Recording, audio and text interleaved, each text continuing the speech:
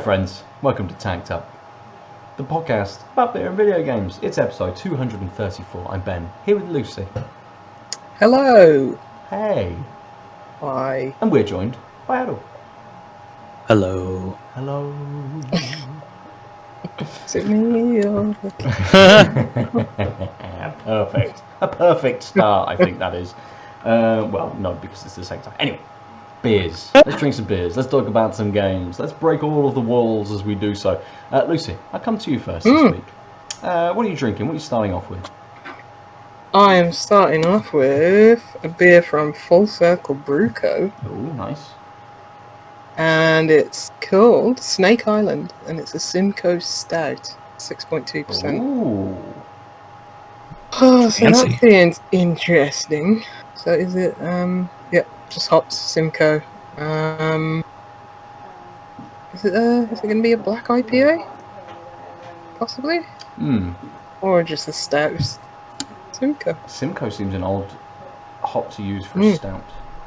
Yeah, so crack it open and see what colour it is. That might give me an indication. Aadil, what are you starting with? I'm starting with high audio levels. I'm starting with the Business Casual from Good Chemistry. It's one of their newer ones. Nice. I think the light's going to be too bright to the side to see well. Maybe I can turn that down. Such a stretch. There we go. You kind of see the standard Good Chemistry circle. Nice purple. Right. They do have flavor text. So, first off, it's a 4.1% Saison. Theory. When Niels Bohr won the Nobel Prize in Physics in 1922, he was gifted a house next to a brewery with a free direct beer pipeline. Nice. Jesus, that's Can't ask very for good. more than that. Yeah. Pairings, paper jams, logging out, and poets. That's P.O. It's an acronym. The OG is 1.038, FG 1.007, IBUs are 27, and oh god, so much to flavor text. Building on the tradition of beers brewed for workers, we paired one of the newest hop varieties, Hallertau Blanc, with a continental Saison yeast, a contemporary beer for workers in need of refreshment. 65% hoppiness, 35% maltiness, 45% bitterness, and 25% sweetness. Nice. Good. Yeah. Perfect. As you're pouring, I shall let you know I'm having a bit of an experiment this week. I've got two Brewdog beers. One of which is Punk IPA, right? I haven't had that for a long time, so it'd be interesting to see kind of what that's like now. But the other beer is a Brewdog beer that has been brewed for Aldi, right? You know, I know we all sort of laughed and saw the tweets and stuff that what's his name, James from Brewdog had kind of put out with Aldi and had this little kind of back and forth with the supermarket chain. But they have made an Ald IPA. In the Audi colours on the can. Obviously, it says Brewdog very large. It is a sessionable India Pale Ale. They call it an own label IPA, and I guess that's because it's an own label for Audi, I suppose. Own label session IPA, 4.7%. It does not tell me much else. Water, malt, barley, hops, yeast. That is it. That's fair enough. Godspeed. It's got a date on the bottom, and I assume this is roughly around the brew date of this year, but the date on the bottom is the 4th of October 2021. So if they're giving it a year, maybe this was around about the beginning of October that it was brewed. But I'm going to start with this because it's a session IPA rather than a Punk, which kind of is a session IPA, really. But Punk's like, what, 5 and a bit %? Yeah. Roughly. I'm going to open up this one. And we'll come back to you, Lucy. It's very stouty in look. Oh, yes. Very dark. Getting a lot of coffee off the aroma.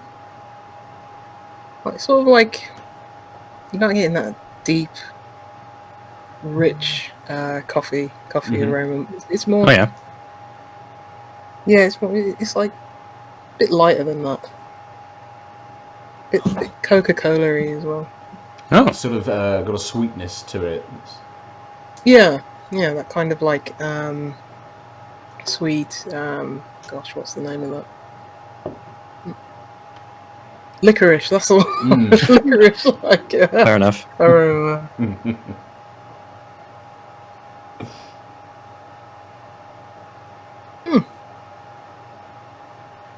That's not bad. That's a good start. Yeah, it definitely hasn't got that deepness, that richness. Like a nice dark chocolate coffee, heavy hitting stout.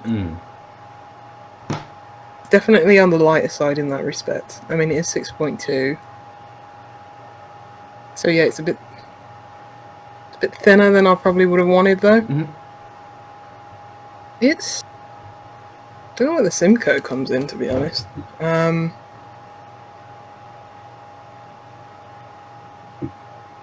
Maybe just for that little bit extra hoppiness in it, but it's not much. Do you think maybe it's either just a bit too overshadowed by everything else that kind of goes in, all the malts and stuff that go in to make sort of like a stout, have just overrode it maybe?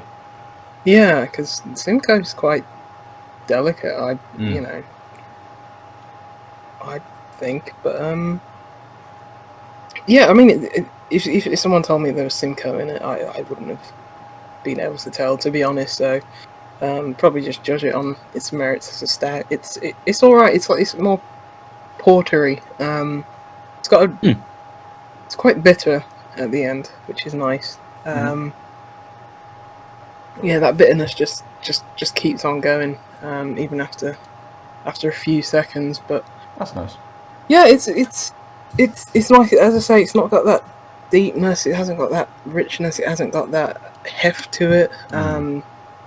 It's medium bodied. It's not got that full like mouth coating, like quality to it. But it's decent. I can't remember the last time I had a stout that I really, really liked. Okay. I just don't see them as much anymore. Maybe I'm just looking in the wrong places, or they're just too expensive to buy. Where it's like, I just want like a, 9% stout. That's just like, yeah, it's got that like nice biscuity maltiness, and it's got that, those deep chocolate coffee aromas and tastes, but I haven't had that in ages. So yeah, this is alright. Okay. I can't really say it's not blowing me away, but it's pleasant enough. I'll drink it a bit more. Maybe wait till it warms up a bit. Maybe get some more flavors out of it. So, but yeah, I'm enjoying it. Good, nice. Aadil, how about you? I mean, it looks like a saison. It's golden strawy color. I poured a little bit of a head, but it might have just been because I was moving the can a lot to read it, and then immediately cracked it. You can see the head though sort of just sticks around on the glass. It definitely has a more yeasty, slightly citrusy nose. I'm trying to pinpoint. There's a tartness there. I think that's just from that. I can't remember what the yeast was, but it's coming out a little more.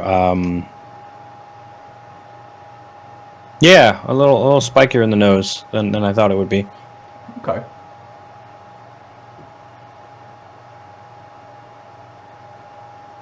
Ah, yes, that's a saison and a half.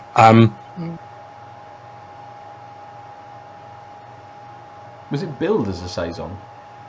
Yeah. You said yeah. I remember you saying something about it had Hallertau Blanc in as the hops with the saison base or something. Yeah, it said Hallertau Blanc with a continental saison yeast. Good. Yeah, it's everything you want from a saison. Nice. Again, it has those slightly. It's got that tartness, that like drawing bitterness near the finish, and of course that what is that flavor that goes so well with citrus that's in a saison? You know what I'm talking about? No, maybe not.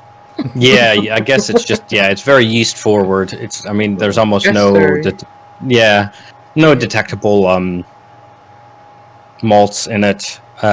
Is it a bit kind of like bubblegummy, slightly banana-y, or is it more? No, so it doesn't quite of that kind of. It's less on the like estery banana bubblegum. It's not super spicy. I mean, in the middle, like I said, when I said, that's a saison. I mean, it's like right there, saisoning the way a saison can saison. This is why people tune in, right? I know exactly what you're on about. Yeah. But it is hard to describe. Yeah. I've never really thought about how I know a saison, but I can't describe it well, except saison-y. It does leave you... like herbal. Yeah, but like slightly, like a yeasty herbal, floral, I guess. Yeah, kind of. Yeah, so the floral notes are kind of subdued in this compared to other saisons, and that citrus that I was detecting on the nose is there, but you kind of have to dig for it. And it finishes sort of with a drying taste, but not a drying mouthfeel. Okay. So I'm like, I'll reach for another sip in a bit. Because, I'm parched. Oh, I'm not actually. My tongue is wet. All my taste buds are like, maybe grab another sip. Nice. That and its 4.1% might propel me through this quite quickly. Yeah,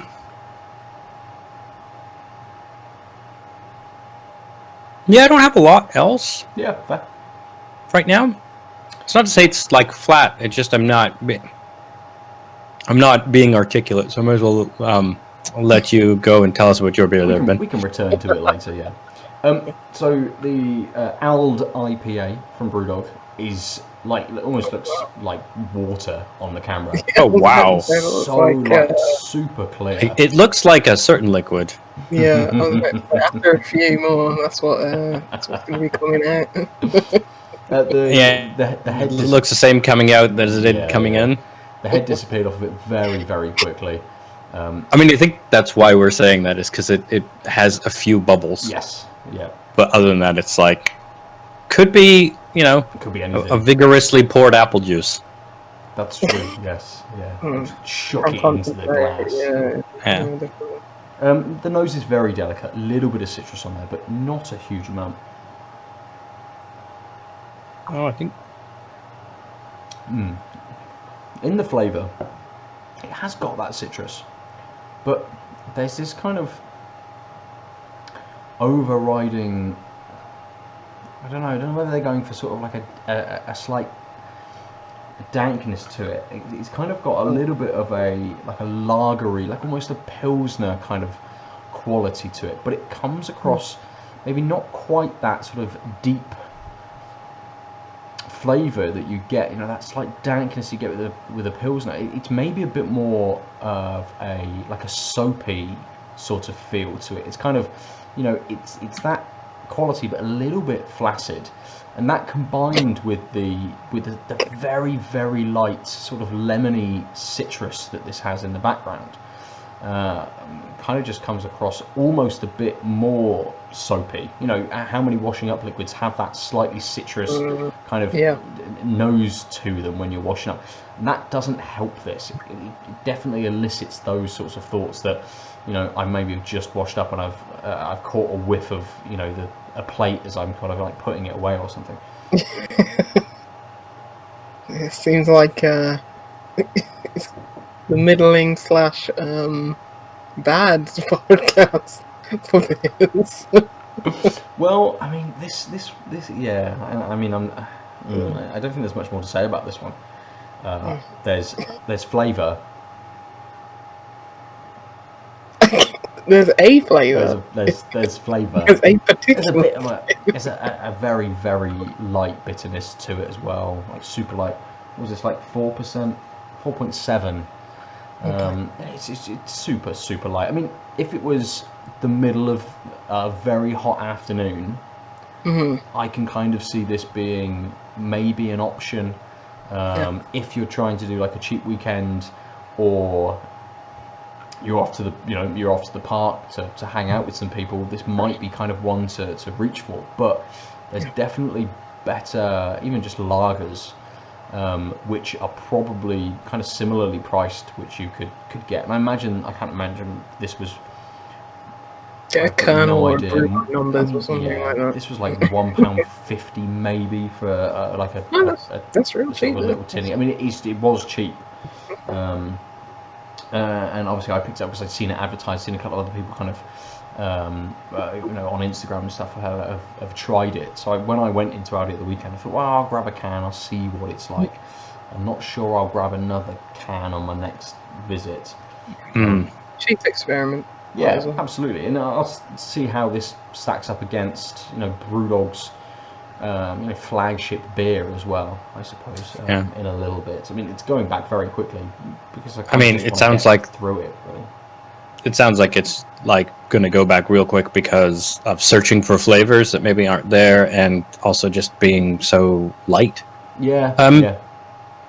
So, I mean, I'm guessing it sounds like you're underwhelmed. Oh, very much, very much. Well, I don't know whether underwhelmed. I think the expectation was probably set that this is a very cheap beer. It's a Brewdog beer for Aldi, so it's a certain kind of market, something being made for not even sort of like that supermarket market. It's even sort of lower than that, I would say. With Aldi being one of the kind of the cheaper supermarkets around. So it's not like Aldi have got Northern Monk in to make them a beer. So yeah, it's kind of as expected, I would say. You get what you pay for. Absolutely. That's the big takeaway from this.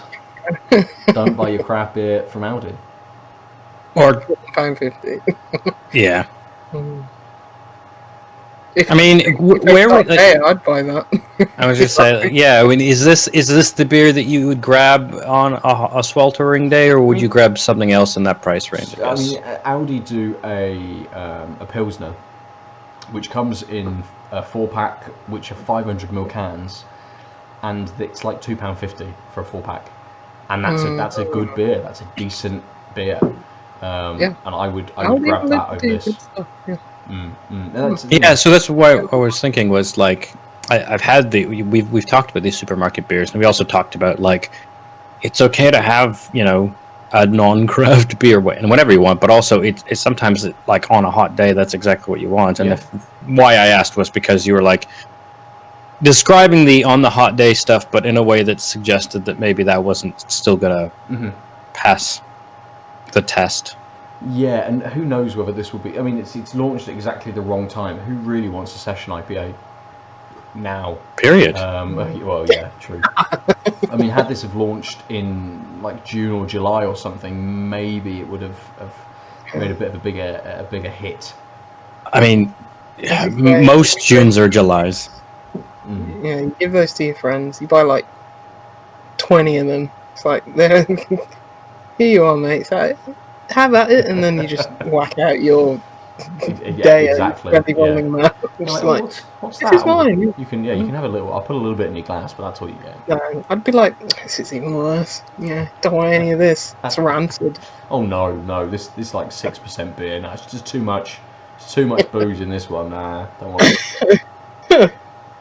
I'd only be able to have like 8 instead of 12 to get the same amount of drink. Exactly, and it would still be more expensive. Right, let's... more should make a more expensive beer. Well, very good. Very good. Well, I'm sure they do. I mean, more are very reasonably priced beers. Who knows what their top priced beer is? Not me. Someone can research that at a later date. We're not going to talk about that now. We're going to talk about games now. We're going to sit here and... I mean, you guys enjoy your beers. I'm just going to slug this back, I think. Cool. Interrupt the game talk just so Ben can crack another one and get over whatever he's having. Let's start with you this week, Lucy. I think Aadil and I have taken the charge on the last couple of episodes, and I don't know what you've got to talk about this week. I did see you playing something earlier. I don't know whether you're going to talk about Disc Room or not. Possibly having a little go. Yeah, I started it. I didn't get through it much. I'm saving that for tomorrow for Nice. the morning meeting tomorrow. Like, why don't I do something that's actually productive with my time and play? That's a good choice. But yeah, I haven't played much of it. I just enjoy that game. It's just, as I say, I haven't got like even past where I did with the demo. Okay. So yeah, still early days, but yeah, it's just you just go into like this kind of zen playing it. It looks hectic from like the trailers and the screenshots and just the gameplay, but you just enter that kind of like zen mode and just tuned into the gameplay and just spaced out. I enjoy that game. So I did quickly look at the reviews before it came out today. I think people were just saying it's a bit short. There's not much longevity to it if you're not chasing those high scores, but it just feels like something that I'm just happy to just load up and just play, even if I'm not necessarily gunning for those high scores. Just yeah, and I think there's always a certain expectation as well with kind of like Devolver published games. They put out those smaller experiences. You know, they take punts on studios that would either self-publish or you know, get lost in a kind of a sea of loads of indie titles to give them a little bit more of a push to get it to a few more people. You know, they've got that marketing budget, being a slightly bigger publisher, that it might just get it into a few more hands. But they do have a way of picking up smaller titles. You know, Carry On wasn't a huge game, wasn't that long.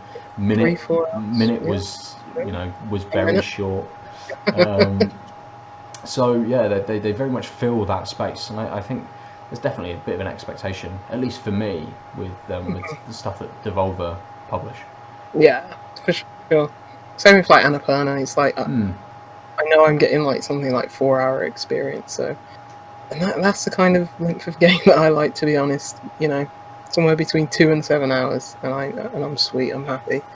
Not like an epic like The Last of Us. It took like 40 hours or something like that. So why don't you play all of the Call of Duty campaigns, Lucy? It's only they're only about 4 hours long each, aren't they? I have, to be honest. Other than like World War II, I think I played the latest one. The one before, back 3 years ago. Or something like that. I don't know. Yeah, I don't know why I said that. I don't remember these things. Modern Warfare reboot was the most recent one, wasn't it? Yeah, I enjoyed that. Yes. Yeah. What else have I played? I finished the Cats Organized Neatly. I finished that, and I've seen that. Nice. How many levels is there in that? 80. 80. I see that you lot have picked it up. How far have you lot got in it? Around the 20s still? Or? Yeah, maybe mid-20s. I screamed all the way to like level 26 or something. Just like, yep. And then I was on my movie night chat and we were waiting for someone who was exorbitantly late. So I was just like, fuck it, I'll play this game and stream it at you people. And I forgot how people talking and like trying to describe what the game is when it's like a puzzle game and also trying to quickly solve the puzzle is a very different thing. So I only got 28, and then people were like level 27 was like a ball ache. I was like, I can't, and like basically everyone else was just like, try this. Nope. Okay. Well, we'll just watch you. And then I was like, okay, I got this one. I'm not in the mood for this at all, and I haven't gone back to it. But I really enjoyed it, and I thought my spatial reasoning was worse than it is, because I was like, oh yeah, okay, and a lot of it was just like, clicking around, being like, oh, it's probably something around this start, and then being reasonably successful with a couple modifications as levels got better. It's great though. I also give it a hearty recommend because it's exactly what you want when you just want to like low key, not like tax your brain a bit, but mostly just like spend some time. It's also adorable, and the sound effects are great, and the music's great. We really enjoyed it. And for so cheap. It's like, Yeah, exactly. It was a snap buy for me when you described it, and I don't regret it. That's good. Yeah, same for me. Absolutely, it's something I will go back to. DU and I, who was the publisher and the developer, I think. Yeah, devs. Are people I've never heard of before. So I had a quick look at their catalogue, and actually there was a title they put out this week, I think, called Virtual Cottage, which I actually started up, which is basically a room with a character. You don't play anything. You're setting a timer. It plays some nice sort of lo-fi beats, and then the timer goes off once you get to the end of it. So you can kind of set yourself tasks and kind of work. And I started to work how you normally work, Aadil, kind of as you've done on some of your streams and stuff. So I'd set myself up like 20 minutes, 25 minutes to work. Then I'd have a break for 5 minutes, and either I'd like water the plants or make a coffee or something. Then I'd work for another 25 minutes. And actually, I found that it was quite a productive way to work for the tasks that I was doing at that time. Nice little kind of experience. I had it up on the screen. It just shows a kind of an isometric view of a girl in her room, sort of like working away on a laptop, and it was good just to have like a visual representation of a timer to let me know kind of, oh, okay, I've got a couple more minutes left.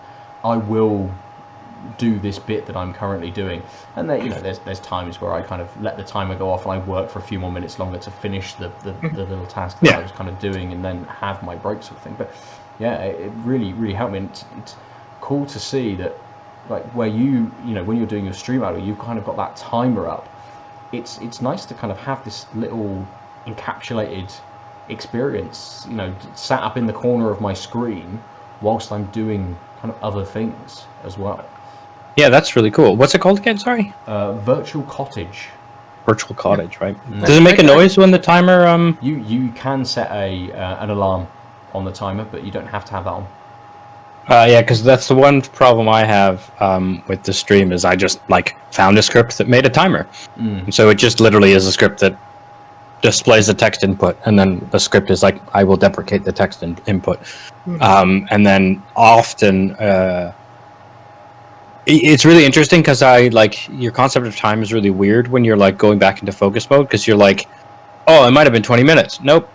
14 left. But then when it's closer to 5, you're just like blah blah blah blah blah, and then you look over and break time, it says. Who knows how long I went over? Fuck. Given, I mean, normally I don't really care that much, but when I'm had a couple actual drop-ins and it's like, oh, I should, if I'm promoting this technique and saying come join me, do this Pomodoro thing, I should probably be a little more aware.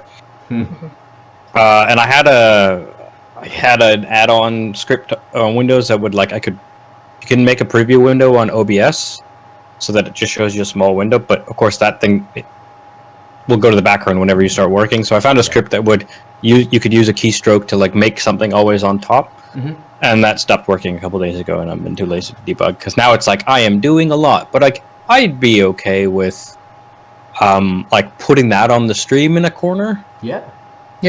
And then as long as it makes a bong, that's all I need.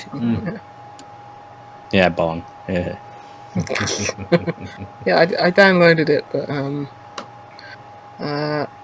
I can't have the Steam client on my work laptop. Sadly. If I could. One thing I do hope is that they update it with a little bit more music. Because I got to a point where after maybe I don't know how many tracks and how long the music kind of goes on for, but after an hour I realised that I'd heard that track kind of before. It all flows very well. All the tracks kind of flow into each other.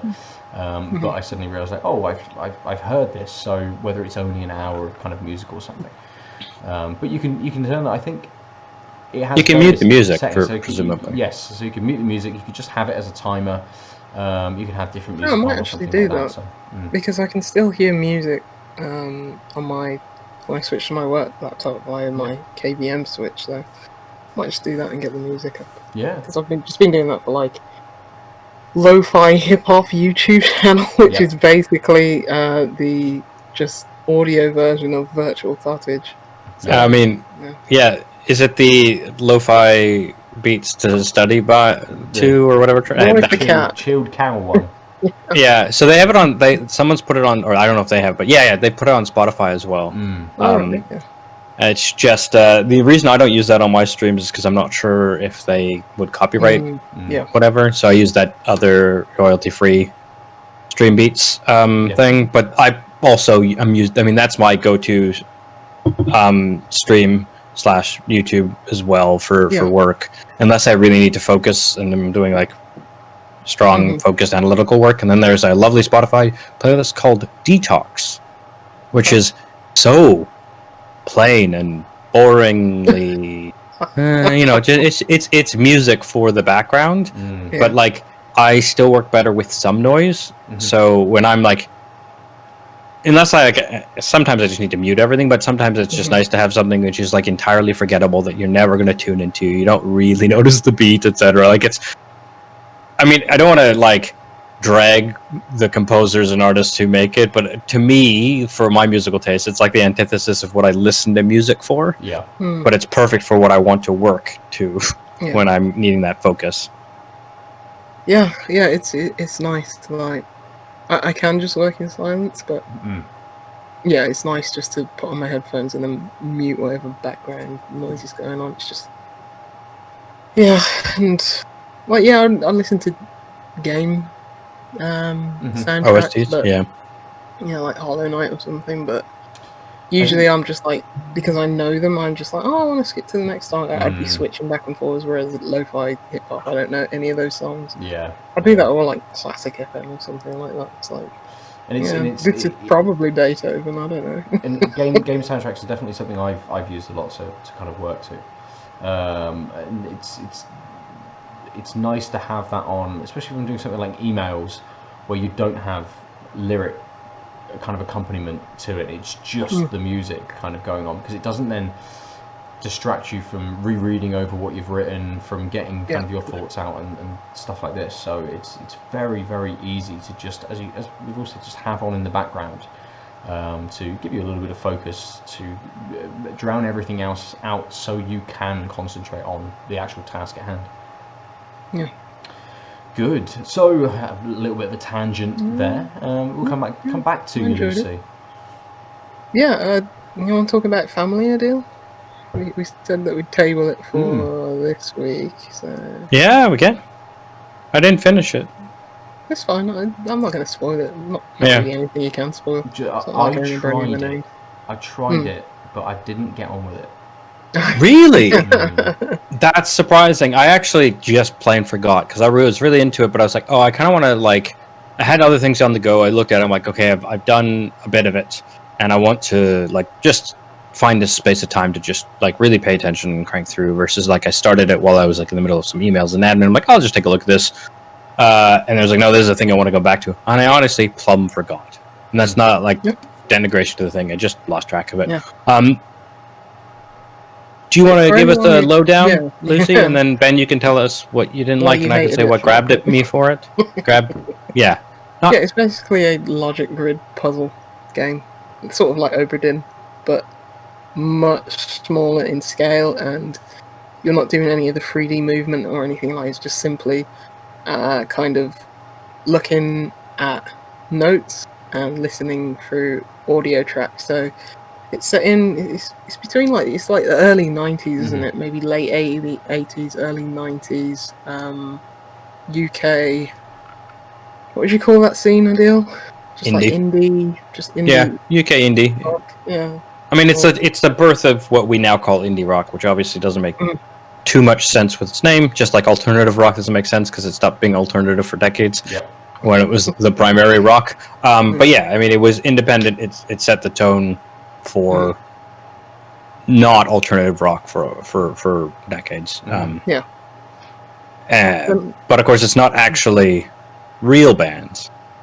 No, it was the guy who makes it. Gosh, what's his name? I can't remember. Maybe his name's Tim or something like that. Tim Sherman or something. I can't remember. But yeah, one guy, did all the programming, all the writing. I think he's the voice of the radio host. Oh yeah. And yeah, he wrote and did all the music. So. I mean, so multi-talented guy.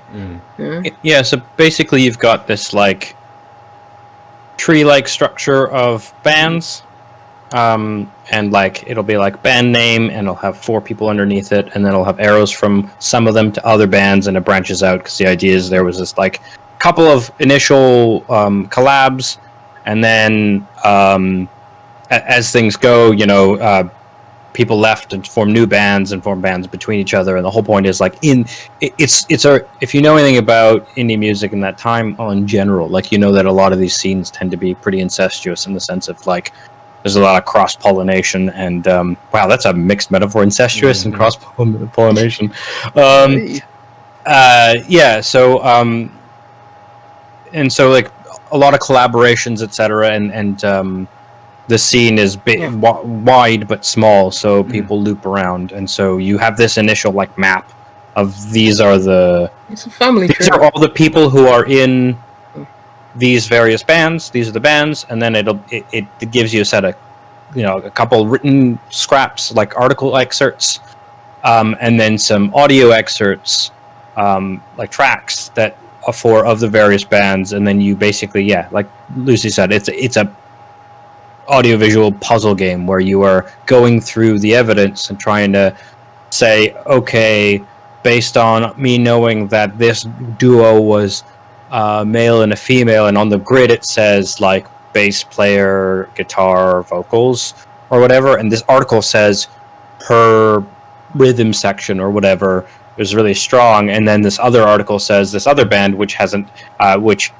arrow from on the like the tree, it'll be like spot 2 also was part of this other band, so that one of the members of this band is in both of them, and so you're like deduce. Well, it's more like abduction because you don't have like necessarily super strong information, at least in the beginning. Yes. So you're just like, okay, so it's probably this person. And then so I can vaguely fill one of the 4 spots on band number 2 with this person, but I know that the bassist is this female name, and so I can click that and say this is the name, and then every 5 you label, it tells you whether you're right or wrong. Yeah, 5. And so like I played through, got the first 5 right, played another 3 or 4, didn't quite get the next checkpoint, and then I was like, you know what, I want to spend more time with this because it's not easily repeatable, obviously. No, I don't think it switches up like any of the names on like a subsequent. I think it'd be really hard because a lot of the clues are like, listen to this track of music, and then you're like, okay, this is there's no, like, this is a duo, and there's no, the vocalist is male, therefore the non-vocalist has to be female, like that kind of thing. It would be really hard to like mix it up. And it's free. You can pay for it. I think it's like £2.99, but you can play a free browser-based version of it. And and it doesn't seem like there's much difference between the PC download and the browser. I don't think there is, other than like you can keep it forever if you put it on your PC. I don't know what the download is like, but on the browser version, it's the information and the screen and stuff was bigger than my screen, and there was no way for me to resize anything, at least that I found. So part of my problem with it was that I didn't have the full screen to kind of look at, so I'm kind of moving around. That sounds really aggravating. Look at something. It was aggravating, and we'll get into why you two kind of have enjoyed it. Lucy, I assume you finished it. We can Didn't you one sitting it? Yeah, I think I started and finished it on like the same day. Yeah, nice. It's only about an hour and a half. You know, 2 hours. Yeah, I got that sense just because I think there's 30 slots, and I was like, okay, I cranked through 5. I'm sure it'll get harder, but it's not going to get much longer, just because it's some of this is just going to be knock-on effects, right? Like, yeah. Tin Shineman. That's his name. Yeah. But anyway, yeah, carry on then. My biggest issue with this is I fucking hated the music. I don't like that music anyway, so but it's like it wasn't a. I can get over music that I don't. I mean, wouldn't seek out. Yes, like, I can, but I'm just like, this is just doing my head in. I do not. I don't like this kind of music. It's not. That's not true. There are some of those bands that I would listen to, but. Some of it I'm just like, I just don't care. I think it didn't, you know, and the issue with trying to move around the screen and stuff as well, I'm just like, the radio, I don't, like, I'll put the radio on and I'll kind of listen to that for a bit, but now I want to listen to a track, but actually when I switch back to the radio, it doesn't pause the radio, it's a continuous stream of radio. I hadn't noticed that. So you can like turn the music off though. Yeah, so you can listen to the radio, you can turn everything off, or you can just listen to tracks. But the radio presentation, at least from what I can remember, continued whilst I was listening to other songs. So I'd switch back in, and then they'd be like in the middle of a conversation. I'm like, well, I've missed that. So how long until this loops back, and I kind of have to wait for that. And I think I started it early in the morning. I was getting ready to do some work, and I'm like, I don't have the patience for this right now. This isn't what I want to be listening to. Goodbye. Yeah, I mean, I think that's very fair. Yeah. I definitely. I didn't listen to much of the music, and like I didn't get like all the clues I could were like on those excerpts from like newspapers. Yeah, all the notes and the interviews band notes and stuff. Like, I didn't need to listen to. I think it's cool that's just an extra. That's super interesting because one of the reasons why it's just an extra thing. Sorry, I overtalked you. No, it's fine. The reason why. I was gonna say one of the reasons why I did take the break is I wanted to. I figured you needed to listen to the tracks. I was like, I don't have the mental space. I'm in the middle of. I'm about to do some work and like yada yada, and it's like, it sounds like so. I presumed you would have to like go through the tracks. I assumed the radio wasn't as important because it wasn't because you couldn't seek information directly in it. It seemed so it's really funny that we have 3 different moves on the audio. Lizzie was like, take it or leave it. Ben's like, leave it. And I'm like, I want to take it later. Woo! Don't cut that audio bite, please. Oh no. But like, so I mean, I do have a soft spot for indie and that stuff. I mean, when back in the early 2000s, I ran a music blog and like second generation indie, and in Canada especially, like Broken Social Scene and Arcade Fire, and like had people like Feist, etc., and all these bands that like hit internationally, but in Canada, the like smaller acts that they broke off, or the solos that didn't make it. Like I went to a lot of concerts with this type of like scene, the sort of Montreal Canadian indie scene of the 2000s, and this game was like, hey, remember how much encyclopedic knowledge you had about the ins and outs there, and how much you liked seeing what different people would collaborate through and stuff, and like it just brought a lot of that back to me, and I was like, I want to appreciate this music, even though I know it's fabricated, but to see sort of a notion of these like, oh yeah, this band and this band share 2 members, but they really sound differently. I'm like, yes, that triggers weird nostalgia bells in my head. For me, it's like I don't know anything about that music. That I don't know anything about that genre of music, so I could not discern if that's good or bad. It's all the same to me. I mean, that's like, just music, though, isn't it? Yeah, it's like, I don't know, it's like wine. I don't know the difference between good wine and bad wine. It's all wine to me, and it's just not what I'd seek out. if I knew more about that music, then maybe yes. If I was like you, Ben, I have more knowledge of this space, more discerning taste, then maybe I can decide whether I like this or not. But it's just like, yeah, this is just that music. Like some scruffy looking people probably recorded it, and that was it. And that's like, there's no up or down from that. It's just that music. So it's like I don't dislike it. Don't like it. Yeah, it's just neutral. It's there. This is these are pieces of the puzzle, and it turns out you don't need a lot of them. Yeah. I mean, that kind of makes me sad. I wouldn't be surprised if like I said, like I made some moves based on I've listened to tracks from band 1 and band 2, and thus knowing what the excerpts have told me, I know via listening that this person has to be the vocalist of this band, because just simply by the sound of their voice, right? Yeah. But I do like that it's more flexible. Yeah. I think there are like some tidbits, some clues in that. Like, because I did, as you said, like I did go into like some of those records and think, oh, I can tell that this lead is is a man, so I know that yes, the lead singer is going to be man and stuff like that. So yeah, I think there's clues dotted everywhere, but yeah, I think most of the weight probably lies within those written clues rather than anything else.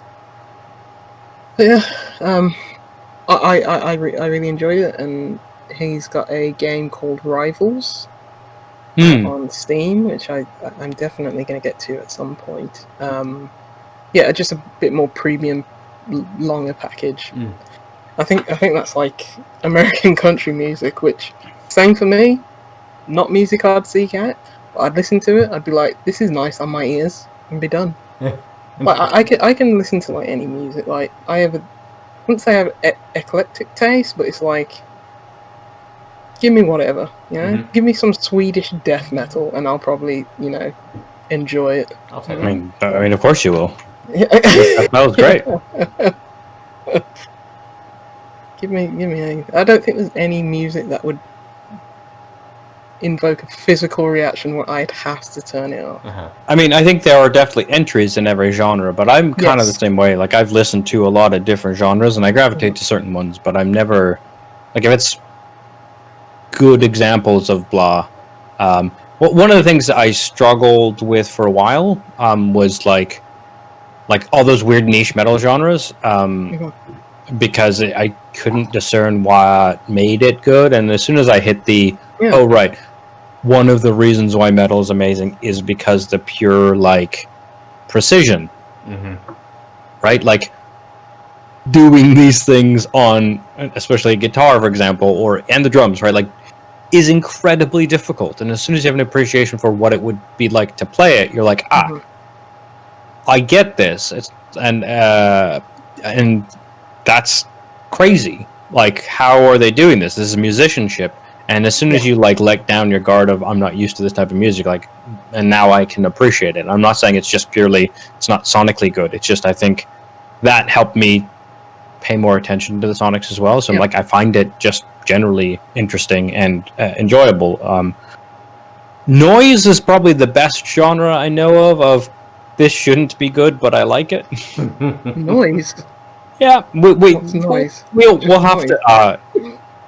It's kind of. Or do I not want to go down this rabbit hole? I think I just wanted to say that's a genre that sometimes does not have sonically nice moments, because that's kind of the point.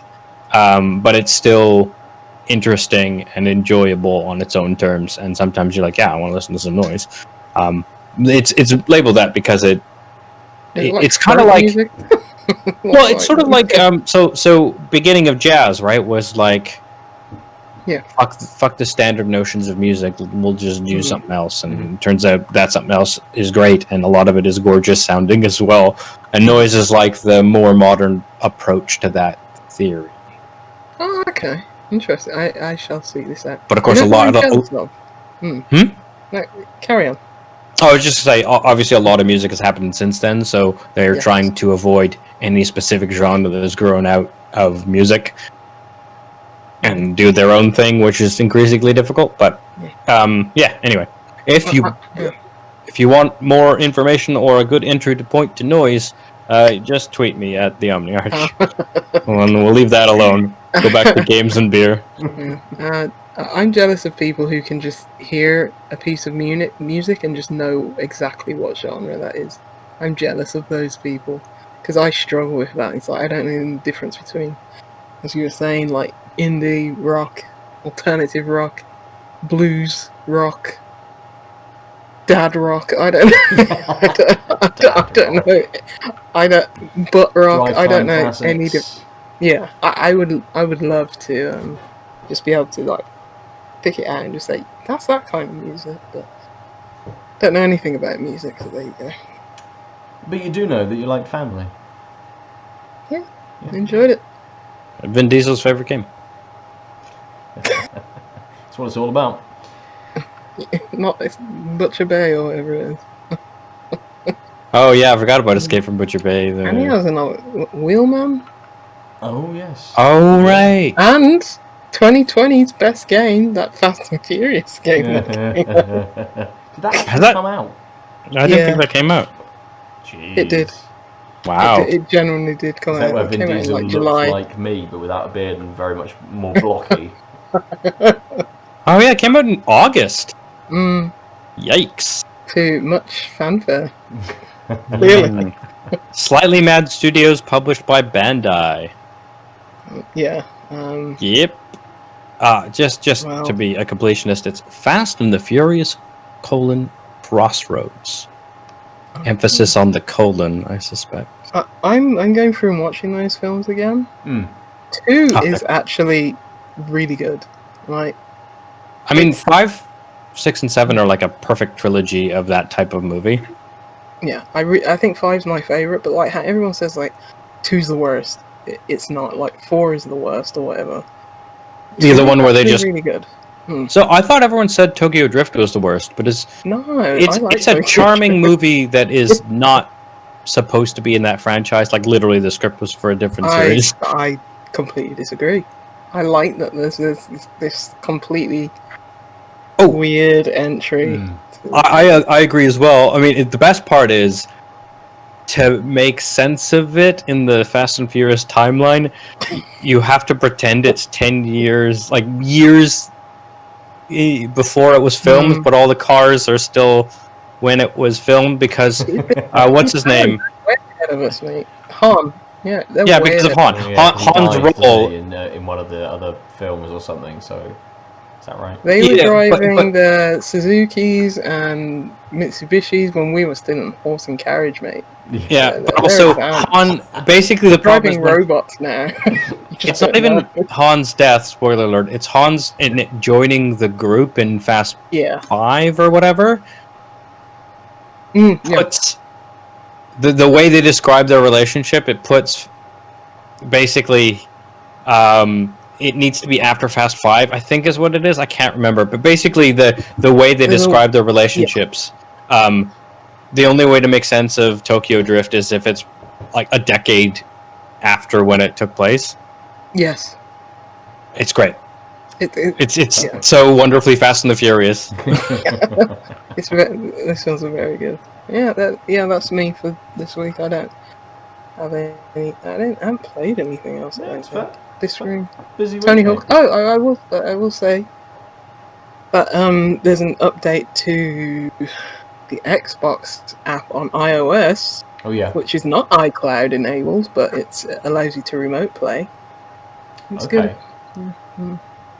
Just like streaming from your Xbox to something that's on. I think it has to be on the same network if I'm not misunderstood. So sort of what I'd used to do for like my Surface tablet.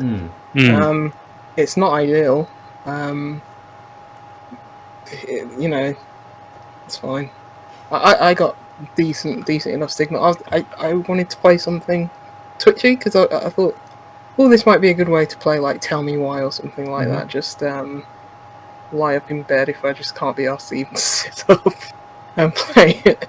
And so yeah, tried out Tony Hawk and that worked pretty well. Okay. Nice. Yeah, so in imperfect solution, but hopefully iCloud will be available by the time anyone can leave the house. It's so kind of it's right like now it's a like foot in, it's not like really a foot in the deep. door into the Apple ecosystem, isn't it? After all of that rumblings that they weren't going to do anything on there, and or stuff had been taken off, and issues with it and things. So like, or they tested it and they weren't happy with it, and then Apple were like, actually, no, we weren't happy with it because we can't monetize it or some shit. Like, who knows what the actual issue was around that? But it's good that they now have that foot in the door again, that can possibly be built upon. So iCloud, xCloud, and stuff can come at a later date, possibly. So It's only a matter of time, I believe, but you know, it could be years. But as I say, we'll probably be trapped indoors for years, so not too concerned about that one. No, I don't think we need to be. Plus, I could buy like a £20 iPad. No, what are they That's true. called? The Google's phones.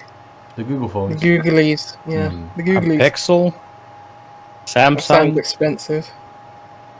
Yeah. Unless it is just literally one pixel on the screen, that sounds expensive. I mean, the Pixel 3 I stand by- 3 pixels on. The Pixel 4 Yeah. has got 4. And the Pixel 3a was only available to Canadians. Like you, lucky bunch, eh? I stand by the Pixel 3a though. In all seriousness, it's Yeah. got the good. fancy. That's what I got. Yeah, it's got enough speed, etc. Storage, and it has the landmark Pixel 3 camera, and it's half the price. Yeah. Especially now that the 4 came out. You know what? 5's on the way as well. Phones are just good now. You're not going to get like your Blackberries or something like that these days. So people have discerning Literally taste now. can't get Blackberries anymore. No, they are Good. gone. They were awful. Right, should we open up some more beers? Yeah, Yeah, I'm gonna go rinse. Oh, I don't have to rinse my glass. I grabbed 2. Nice. Yay! Full Lucy. again. We'll start with you. Ah. Oh no. Yeah. Ooh. Yeah, I saved this one till second because I've had it before. It is a new beer from Burning Soul that I picked up on last Friday. And I don't want to get too far ahead of myself, but I like this beer. It's called Bone Bender IPA. Great name too. And there's bendy bones on it. Oh, nice. Yeah. Nice. Is that what it does to you, or? I wish, but not quite. It is 5.5% IPA. No flavor text. That's it. Yeah. Yeah. 5.5% IPA. Cool. Aadil, what have you got second? I've got the Handshake by Ollenaut. Oh. It is a cranberry Baltic Porter. Baltic Porter brewed in collaboration with Ukrainian brewery Varvar using Ukrainian cranberries and Estonian rye malt. It is a percentage, 6.5%, obviously Baltic Porter.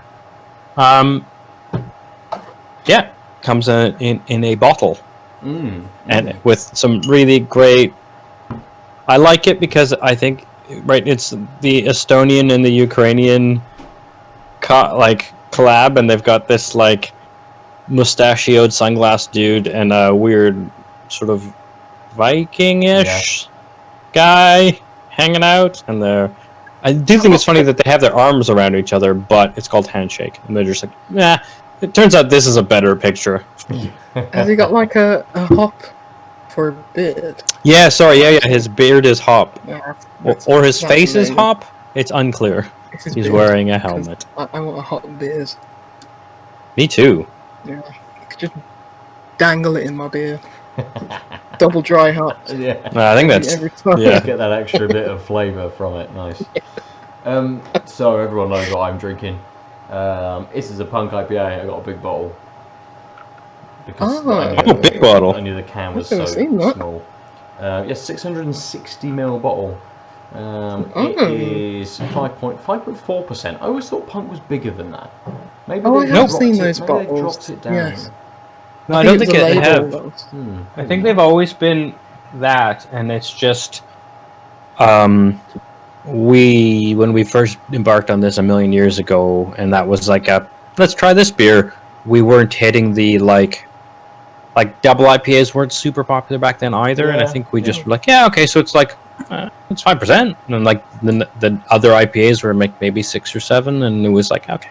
And I think because that's one of the things where when the market changes, but you keep your exact recipe basically the same for 5-6 years, whatever, like a better part of a decade. Yeah, I would imagine they've refined it a little bit and they've changed it, maybe. Oh yeah, I just meant that. Sorry, when I say recipe, I mean like the sort of generic approach. Yes. Like the idea is still sort of do that. Like the other beers, this has no flavour text. All it says on the back is the beer that started it all. I assume they mean for themselves and not for everyone else who drinks beer. But, Have they changed their label? yeah, Maybe that's why I didn't. That's they did why. it a while yeah. back. It's like a shield with just a two-tone blue now. And I think a lot of the other I don't like that. That looks too similar to like other like just bog standard, very generic supermarket. But yeah, really generic. Like they're kind of like textured. One that they had before. I like that. Yeah. That's why I was just like, Agreed. Yeah. I've never seen it in that bottle, but I absolutely have, just with a different label. Yes. I bought one of those many a moon ago. So. Yeah. So we'll come back to you, Lucy, For the burning soul. Head's disappeared now. But, yeah, you're getting this nice, very citrusy, very. Gosh, what's the? I'm trying to think of the name of the fruit. Very nice tropical fruit smell to it. I can't remember the name of the fruit's on the tip of my tongue, but I can't. Is it not a common fruit? It probably is, but because I forgot the word licorice earlier on, so brain's just dead today. It's a beer. Looks good, smells good, tastes good. Is good. Is it sort of more stone fruity? Is it a little bit sweeter? Yeah, maybe a bit peachy. Yeah. Okay. Yeah, this is a really good beer. I'm trying to get rid of the stout flavour before describe this. It's just that big super licorice hoppy. taking over. It is, but yeah, really hoppy. Really, like light in, not in like flavour or something like that, but just it lifts you up. It's very effervescent. It's very. The flavours are not too bold, but it's just like a nice pick-me-up, especially after like a, deeper, heavier stout. This is it's just very quaffable, very easy to drink. It's got a nice bit of fruit on it. As you say, those nice stone fruit flavours. Smells good. It's a little bit cloudy. Yeah, in fact, it's actually really cloudy. Probably, just bit darker than straw, light amber colour. But yeah, this is how many? What was it? 5.5%. Yeah, this is like sessionable. Like as you were saying before, if you were going to go to the park or something like that, you wouldn't pick up your good old Aldi IPA. You'd pick up a few of these. They're like £3 each or something like that. And yeah, just really, really drinkable. Like, I'm just going to smash it that soon. Like I was supping on that stout mainly because. It's a bit more on the darker side. The taste lasts, especially that bitterness on that lasted quite a long time. This, I just want to neck it really. So, this has also got a nice bitterness, really well balanced between that fruit and then a little bit of bitterness and hoppiness. So yeah, really good. Nice, good. Aadil, how about you? We'll come to the was it a Baltic Porter? Cranberry Baltic Porter, yeah, it's obviously quite thick, kind of cola colored, so it's not just pitch black. You can see it's a little see-through and brown. Nice thick head, good lacing on it. Yeah, I mean, it smells like berries with a maltiness undertone. What's nice about the nose is that it's kind of more berry than cranberry. So there's like a hint of that tartness that you get from cranberries, but it's not the predominant. It's more like, oh yeah, fruity berry with some malt undertones and a little bit of tart, which makes for a more pleasant aroma, I think. Yeah.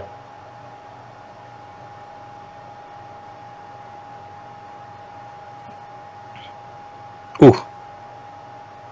I mean, first impression is excellent, thick. It's a 6% I said? 6.5. And I mean, one of the things you get when those 5% is it often tastes thinner, and the fact that it immediately started coating my tongue and then letting all those flavors hit all the parts of my tongue is exactly what I want from a porter.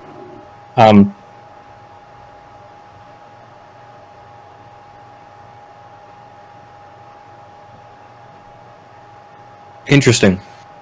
So you don't notice the malts until the finish, and there's a bit of a sweetness coming from the cranberries, and then as the malts fade off, you get the tartness that comes along with cranberry flavor. But the cranberries are actually much more low key, which is, I think, for me, welcome. They're just sort of adding and I think stitching together some interesting parts of the porter. Rather than being too sweet, too sort of, up front and in your face. Or almost too fruit forward. Instead it's like, oh, this is a very creamy porter. It's a little muddled to start, and then tastes sort of start sorting themselves out, and you get a nice sort of, not super malty, but nice malty mid-range and midpoint, and then, like I said, it splits off, and then you get a touch of sweetness. And a touch of followed by a touch of tartness. Yeah, I'm actually surprised. It's one of those beers where there's a lot going on, but they're all really well stitched together. So I'm like, yes, there's these 3 or 4 different notes, but for most of the flavor, they're operating in unison. So it's not like I'm being like, okay, and then there's that bit, and then there's this bit, and there's this other bit. It's like, oh wait. Hold on, how long am I really detecting that tartness? Is it the whole time? It's hard to tell.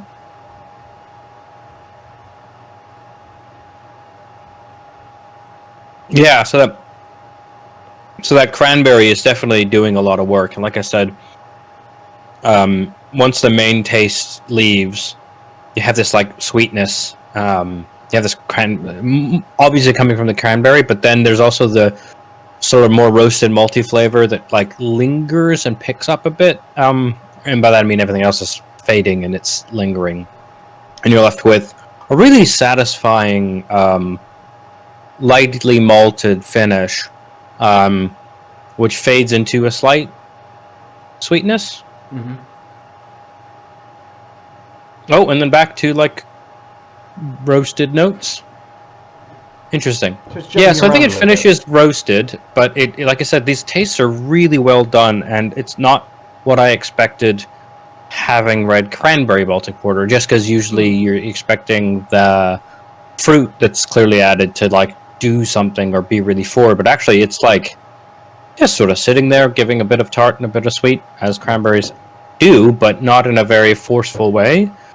And also, like I said, that like thicker mouthfeel and texture really makes it, to be honest, it's just a very quaffable porter. Like, I like the lingering taste, I like the finish, but it's so satisfying to like take a nice half mouthful, let it coat my mouth, swallow it, hit those the taste curve on the back end, and then it kind of like, oh, but I could have another sip, because it was like so.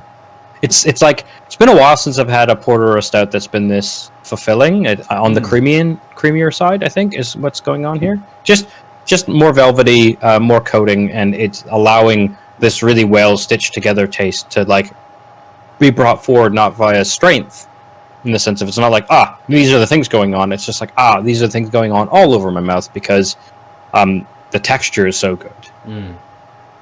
Nice. Okay. Yeah. Good. I'm not going to say anywhere near the same sort of thing about this. I mean, that's fair. If the Brewdog IPA suddenly was like thick and velvety, I think maybe it'd have gone off. Well, you can see it's almost as clear as the Aadil The piss IPA. water. Yeah, it's a little darker. It's a little bronze, perhaps, but the head sticks around on it. Super malty on the nose, and Punk kind of always has been.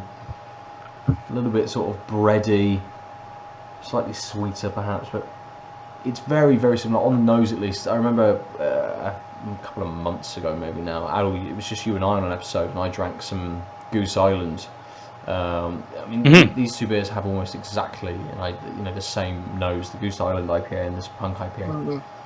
That more malt forward sort of nose to them, and then in the flavour, it is malt forward. You're not getting a huge amount from the hops, but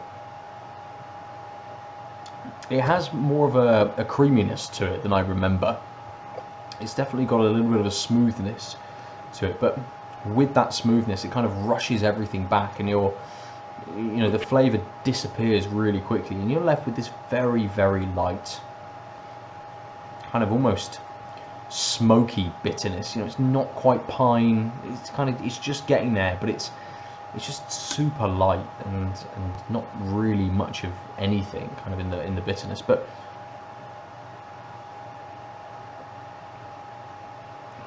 even trying to keep it in your mouth a little bit and luxuriate on the taste, it just isn't there. Just try not to spit it out. In your mouth a little bit, mate. Yeah. It's just, I mean, it's, yeah. Why'd I buy a big bowl? Gremlin picked the audio. Apologies. Oh. God. Oof. Yeah. Our tastes have become more refined Absolutely. over the years. Yes. Yeah. We'll leave it there.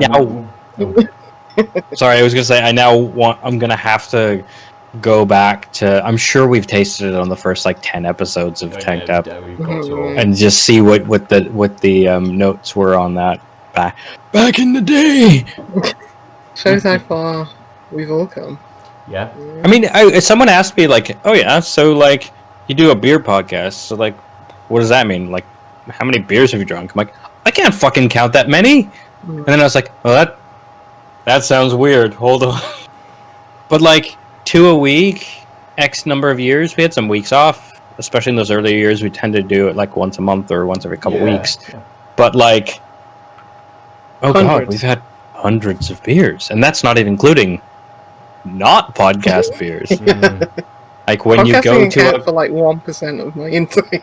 Yeah, exactly right. And it's just but it's been a while since I've thought about the sheer number of the variety of beers that I've just casually had.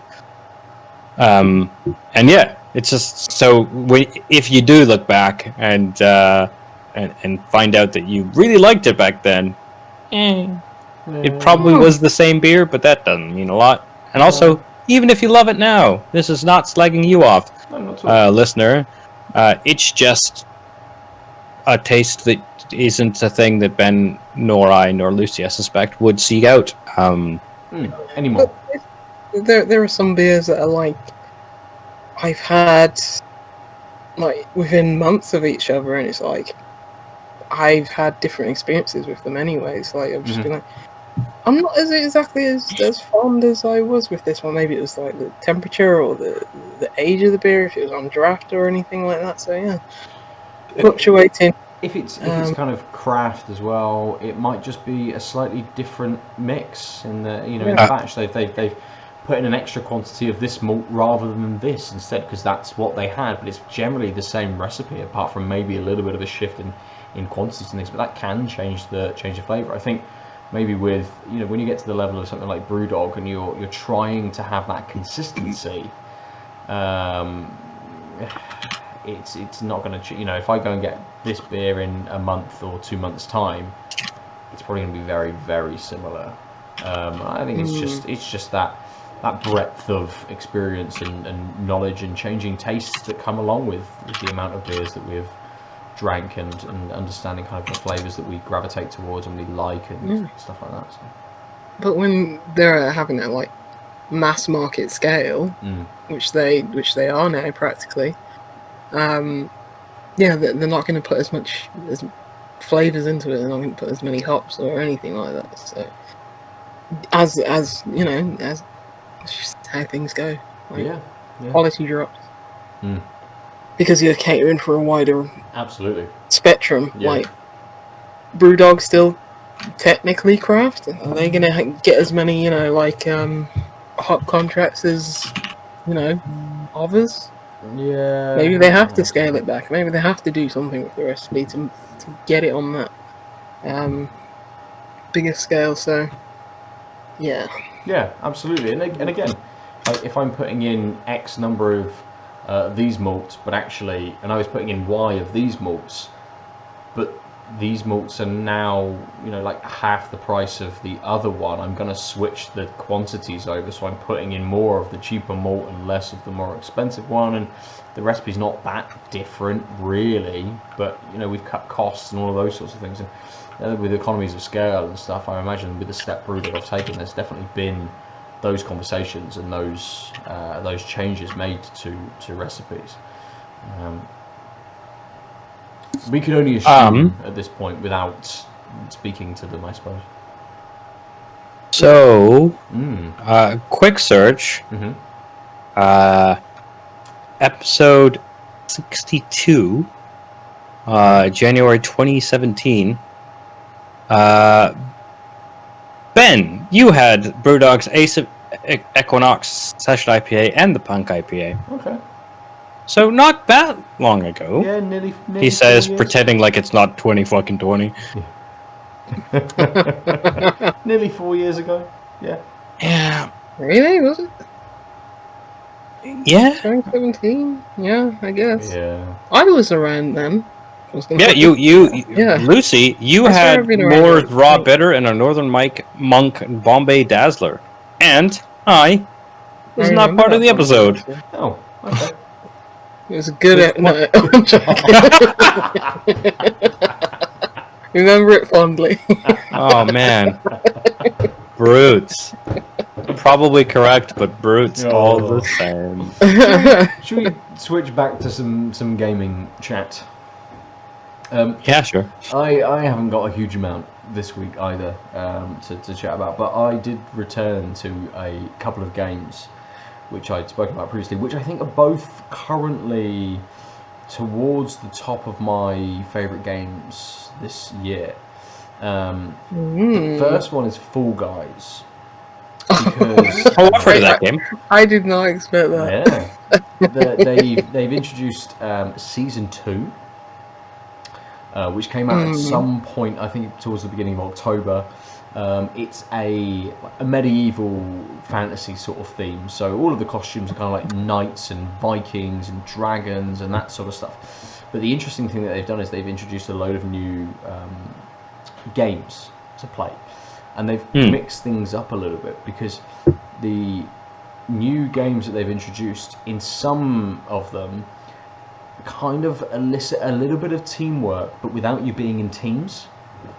So there's one where you have to basically scale walls, and the only way to scale walls is by moving big blocks, so you can kind of jump on a block, and then jump over the wall, or kind of grab the wall. And it kind of elicits a little bit of people having to work together. So everyone rushing forward, you'll get like a few people moving this block, and a few more people will go, well, actually I need another one to be able to jump on that. So there's this kind of like community thinking with a few of these maps that obviously is to the detriment of some people, because not everyone can kind of get through. And there's some really sort of interesting sort of changes and stuff, and I'm really enjoying it. Again, I think I dropped off it a little bit, like it's the same kind of maps over and over again. And I think, when did it come out? Maybe August sort of time. And I think I played it pretty solidly for about a month, and then kind of. Huh? How many times did you win? Not many. More than once. Is it more than 0? Yes. Okay. I remember you being happy when you first. Oh, I do recall that as well now. I think maybe 4. Maybe 4 That game or came 5. out in August. Really? I thought it came out in like May. No, it was it's towards the end of the summer. It was like, I'm pretty sure it was August, right? Time. Yeah. Yeah. I think it was the free PS right at the beginning of August. It was the free PS Plus game for August. I think it's because in that short amount of time we've seen like Fall Guys become the most popular thing ever. Now I don't see anyone talk about it. No, everyone's talking Among Us came out, and Yeah, I was gonna say. Phasmophobia or whatever it is. It's crazy how things have just been like, I mean, I think a large part of it is it's Twitch. Twitch has always had a churn of games, but the thing is, with lockdowns all over the world, Twitch has become way bigger and way more important in people's like media gaming consumption, and so because of that, you have these. I mean, I think that's one of the reasons why like Among Us re-exploded. Or re-exploded. Never did it. Didn't have a primary explosion, but why it exploded so much was because the initial uptake was big, and then all the streamers jumped on it. But then there's just so much audience, and it's also just so accessible to drop in and watch and understand. yes, Right. absolutely. Yeah. I mean, I used to take werewolves in my bag whenever to a random party because I was like, maybe people want to play a game. I like playing games. It's the one over there bringing the card game. I mean, I'm smart enough to know. I'm a big nerd, but I'm smart enough to know. Oh, this party is not going to happen. The only time it malfunctioned was someone. So in the like philosophy post-grady community that I've been part of for a long time. Technically not. I don't know how that works. I introduced people to that, and they really liked it, and it's good because it scales. Because most other games, even if they're like card games where you like have to hold, like don't have to do a lot of interaction, so you can do them at the pub or whatever. Or they scale to like 6, maybe 8, and obviously that sort of doesn't work on big things. And Werewolf, as long as someone knows what they're doing, can scale it up real well. Because like. You can just have scraps of paper and know like the ratio of wolves to villagers, but what makes the game really interesting is when you add new characters. And like I almost always run the first couple games and then play one because people are like, you should play, and then immediately killed because people are like, you're too good at this game, so we should just kill you just in case. It's like, so what was the point of me not narrating, you fuckers? And I mean this like, if not 90% of the time, my first time not being the narrator, I die. Like, within a round.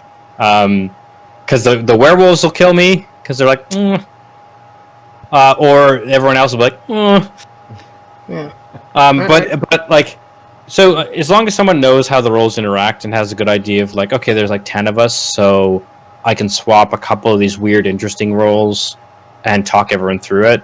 But it like, my copy technically scales to 75 people. Wow. Obviously, that I think that's not worth it. Like at a certain point, you don't have enough information, and even if you add a bunch of interesting roles, it's just wasting everyone's time because those roles have to interact almost every round, and there's not enough information on the table. Like if you had 20 people and 5 or 6 different roles, you have to remember that like the first night, it's like, okay.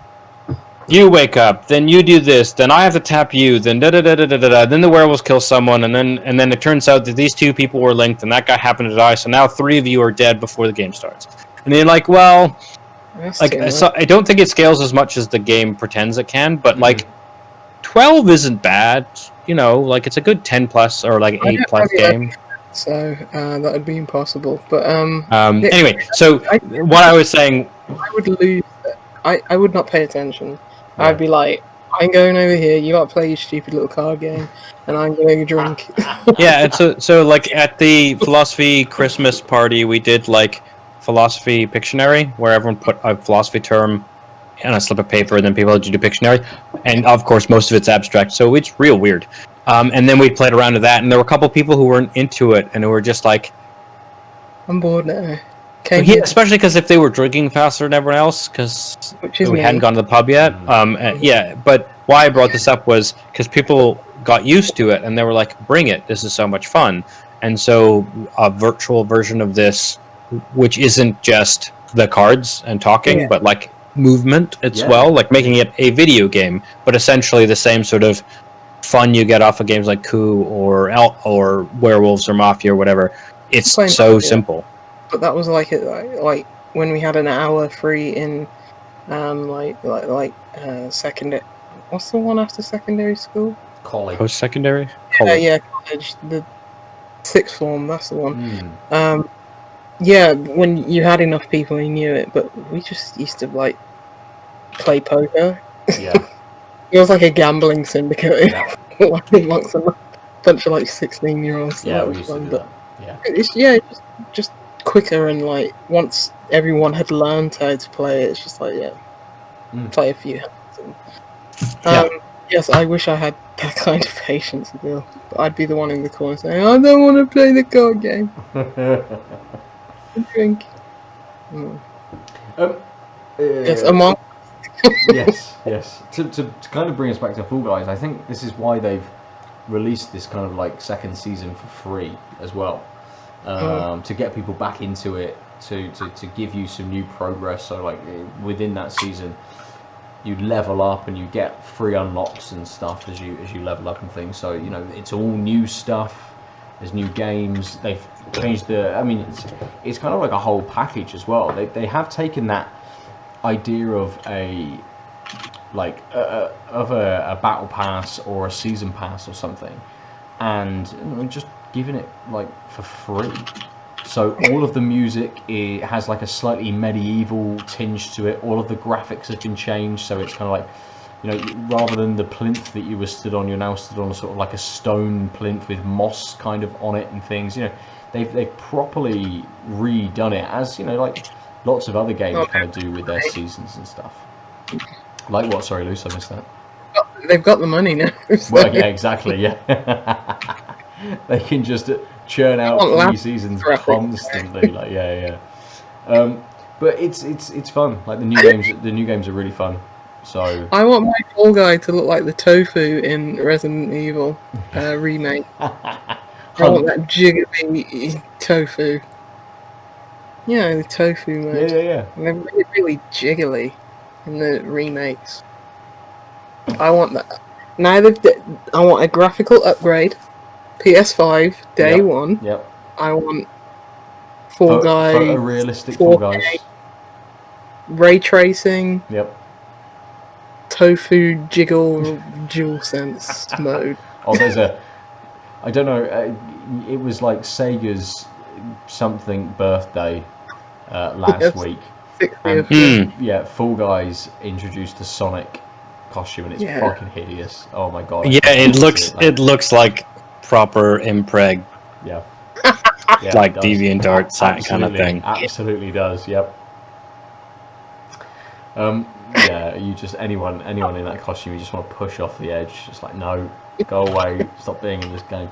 But I mean, it's balanced out some of the levels a little bit. It has mixed up. You know, I found that one of the reasons I was turned off of it or stopped playing it was because I'd start a new game and be thrown into the same level like 3 times in a row for the first game, and then the second game would be something I'd played loads and loads of times. Whereas now it's mixed that up quite a lot, and I don't think so far in, I don't know, maybe 20 sessions that I have started, I might have started in one game twice, say. And I've experienced that one more because it comes further down the list, but it's throwing in a lot more. There's a lot more variety for it to kind of bring in now, and it's interesting to see maybe in like another couple of months, maybe towards sort of Christmas time, they might have a 3rd season or something. See how quickly they churn these things out to keep people coming back. So yes, kind of Among Us has taken that kind of that Twitch spot, that position in kind of people's minds and in the zeitgeist at the moment to have everyone kind of talking about it. But I think Fall Guys will remain quite constant for a little while more, at least. dependent on kind of how much they get. And it's never been an issue trying to find a game. It's always kind of like full games whenever I'm going into them. So we'll see how that kind of even goes. if people ain't talking about it, it's one of those that'll maintain a community. Absolutely. Just go incognito. I do think there were some people who, based on playing a bunch of it, was like, I'm pretty sure they caught a bunch of maps when they were having a server load issues. And because it seemed like they were just like getting the same 3 maps all night long, night after night, and then but it seems like obviously they've fixed that.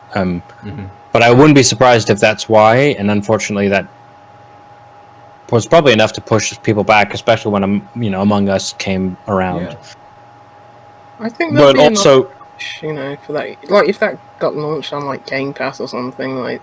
I was going to say, and the other thing is, like, they've already, like, hand over fisted way more than they expected, so it for them, so long as they didn't put ill-advised money into, like, a lot more content, like, they did scrap Fall Guys 2 for more Fall Guys 1 content. You mean Among Us? What? Oh, Among Us. Oh, you're right. Yeah, Among Us. Now I'm getting them confused. They scrapped Among Us 2. Yeah, okay. I'm getting them confused. Yeah. Ignore me. Yep, cool. I will play Fall Guys one day. I would like to play Among Us, but I don't know enough people who own it. I will not download it. Yeah, I suspected as much, Lucy. It's fine, Lucy. There'll be another game in a month's time that everyone will be playing that we can ignore as well. Even that, yes, like even that Ghost game seems to be falling off already. So yeah. At least it's like you got to ride that wave. If you're not on the crest of it, then. And I'm like at least 6 months behind everything. Like I'm just slowly gearing up to like thinking maybe I should buy Hades before the end of the year.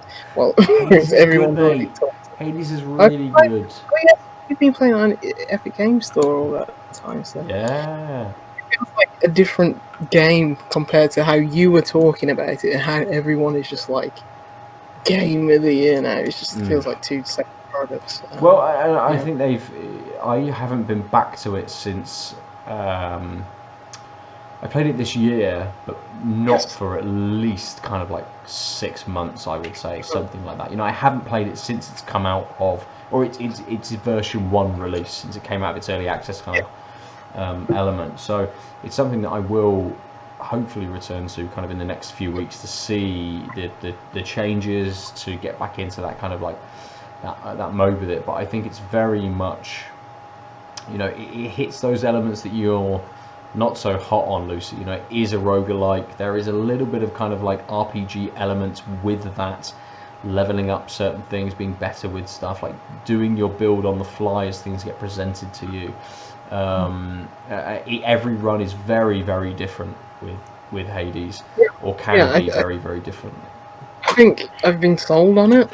I just, we'll buy it eventually. Yeah. I got 15 quid in my Switch account, but I don't want to pay the extra. I know it's been on sale. I picked it up and I haven't quite started it yet. Surprising no one. It sounds good. Like, all the things that I've read, like people who hate roguelikes will still like it, and they've got this like kind of really unique god mode kind of thingy where everything's just like 20% less damage or something like that. And no, so it's every time you die, you 2% less damage or whatever. So that means you play enough, you win. Yeah. Which yes, please. Yeah, I mean, so I'm gonna play it without that mode to see how punishing it is. But one of the reasons why I picked it up was when I heard that it was like cool because. Also,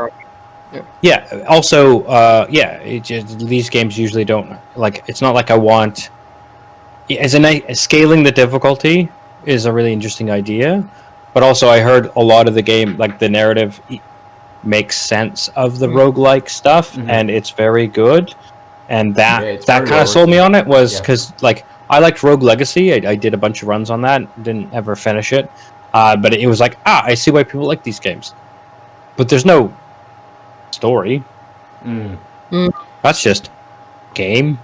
Yeah. It's nice to have that accessibility option to be able to get into that and be able to experience the entire thing. And it's not just the sort of the story, but it's kind of the different aesthetic, the different enemies and stuff, kind of as you're going up through the, you know, the underworld and stuff, seeing those different areas and kind of experiencing the whole package. It's nice to have that accessibility option to be able to go, I just need a bit of a help, a little bit of a boost here. Yeah. And I know maybe by like run 10 that actually I've dropped everything by 20%, and that is my level that I'm competent at. So. Yeah, I like that. I like that approach to design, because not everything has to be a hard as hell roguelike. Yeah, it seems where everything's been going the last few years, and it does but nothing. But, it's like, just give me a game that I can finish, please. Sorry, Lucy. Everything's going to be punishing as fuck. I'll just go back to playing my Animal Crossing or something like that. Well, I mean... have you touched that in ages? Once. There was a lot of weeds. Yep, it's fair. Yeah, your ground. Would you turn it on, see the weeds, and turn it off again?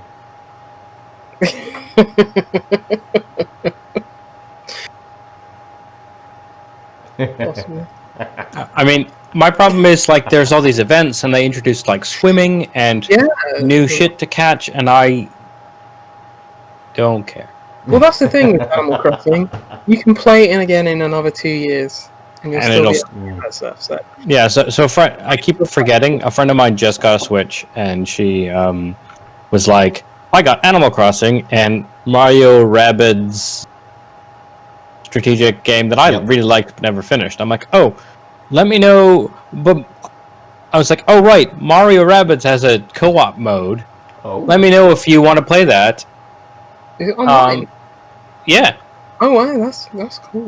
I'm pretty sure it's online. Otherwise, I led someone astray. But I was like, oh, let me know about that. And then, but I didn't say, oh, when you get to a certain point, I can come visit your island. I'm just like, okay, you got Animal Crossing. And then it was like, after the fact, I was like, oh wait, I'm really far ahead compared to her. I should turn it on so I can at least give her all the fruits, etc. That you spent on, that you got with turnip dirty money and. Oh yeah, I spent. So basically, I played the turnip market just so I could get all the house upgrades in like a day or two. So I just like went 2 levels up straight away, and I was like, cool, got all the rooms, and then I like had random things, made a couple theme rooms, and then it was like, oh right, if I wanted to make, say, this underground wrestling ring, because I got the basement and I got the gravel ground and the chain link fence and one quarter of a wrestling ring, and I was like, cool, I can make all of the wrestling ring one color, which isn't appropriate, but because you can just clone items you already got using points or whatever. I was like, cool, and I have a couple fold-up chairs, a little place for a microphone, and I was like, I could probably scour. Oh yeah, did I tell you guys this? I mean, yeah.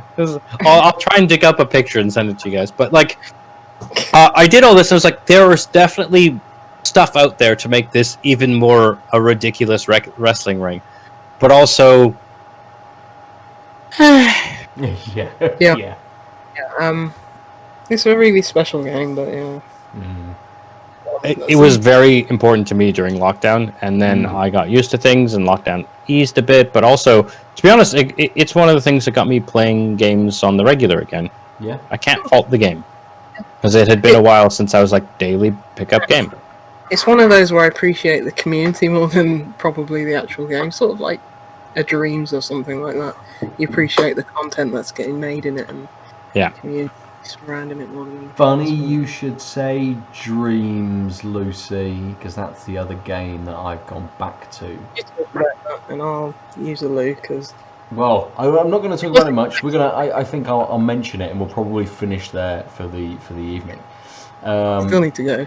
Oh, go on. Continue. Then. Go on then. You go to the loo. I don't tell me what this game that I watched you play, Ben. So, Dreams, we've talked about it before, this big curated make your own asset and game kind of experience from Media Molecule. You and I, Aadil, we delved into kind of like a few of the Halloween experiences, some curated stuff again from Media Molecule. But after that, I went and played a few newer kind of things. Oh, and good. I was one of them really caught me off guard.